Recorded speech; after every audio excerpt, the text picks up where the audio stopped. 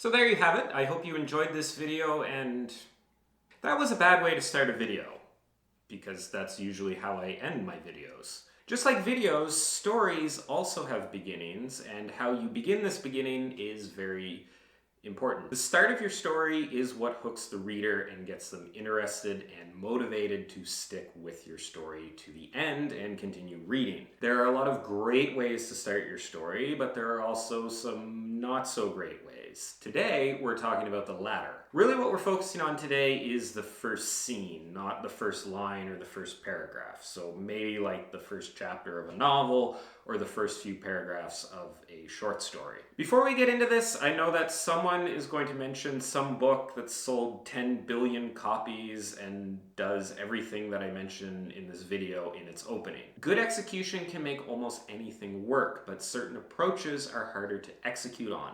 This video is more about exploring why these openings tend not to work. So let's get right into it. Bad way to start a story number 1, with excessive exposition. If you're a science fiction and fantasy author, you may feel called out because those genres are arguably the most common culprits of this way of starting a story. Sci-fi and fantasy very commonly starts with some long info dump about the world and the history and the lore and all the gods and all that sort of thing. But nearly any genre can start with excessive exposition, whether that exposition is about the setting or about the characters or about historical events that have happened leading up to the story, or any other opening that overloads the reader with a bunch of information right at the start of the story. I would also classify if you give like a physical description of your protagonist in the first scene, I would consider that excessive exposition, even though that's description, not really exposition.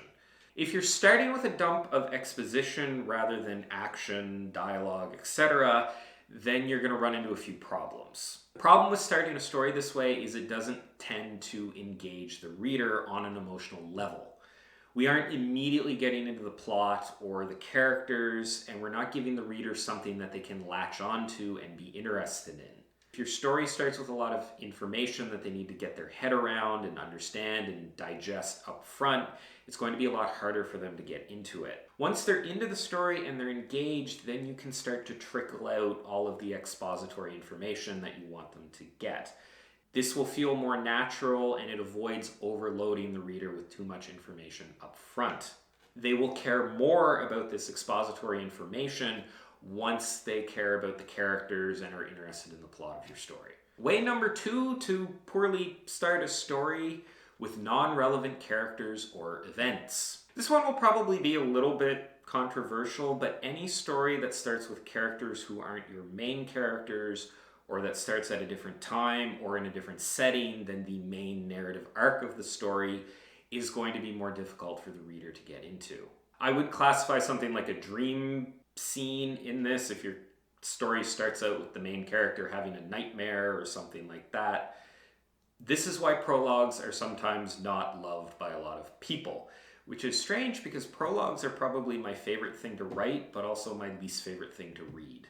When the reader first starts into a story, it's a very delicate time. They don't know any of the characters, they don't really know the setting, they don't really know the plot yet, they don't know if they're going to gel with the author's writing style.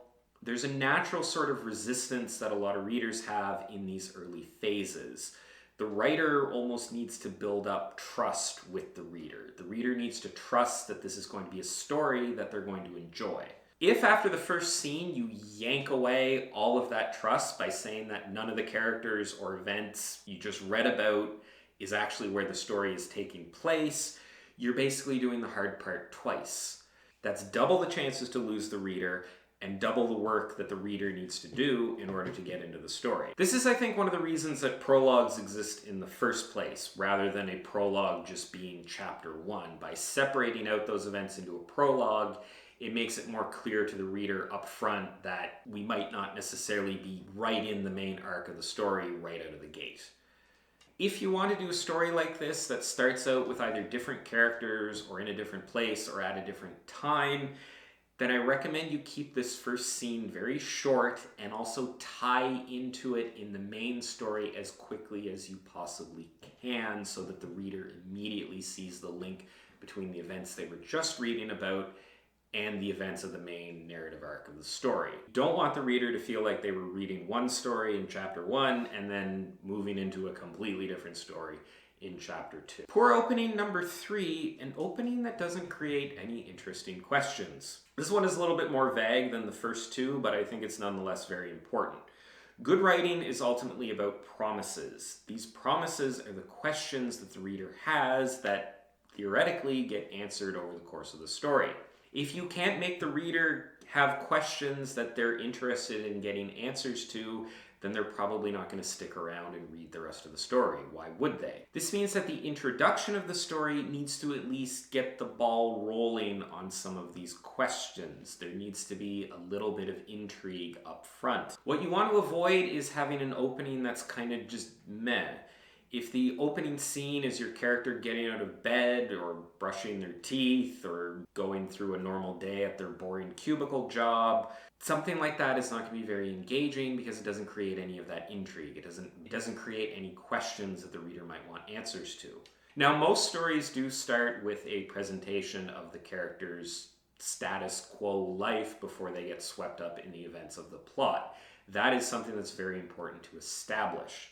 But you don't want to spend too much time establishing it. Wasting your entire first chapter without any movement towards the main plot is a recipe for an unengaged reader. You don't need to do a lot. It could be as simple as one line of dialogue that sort of piques the reader's interest, one hint at something amiss in the setting, or even just the overall tone and feeling of your opening scene can create questions for the reader. The murder doesn't have to happen in the first scene.